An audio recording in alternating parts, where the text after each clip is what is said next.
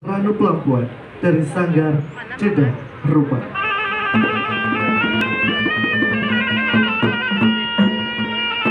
Tarian Ranup Lampuan adalah salah satu tarian yang berasal dari Aceh. Tarian ini biasa identik dengan sari dan buah. Biasanya diperuntukkan pada prosesi upacara penyambutan kedatangan tamu terhormat.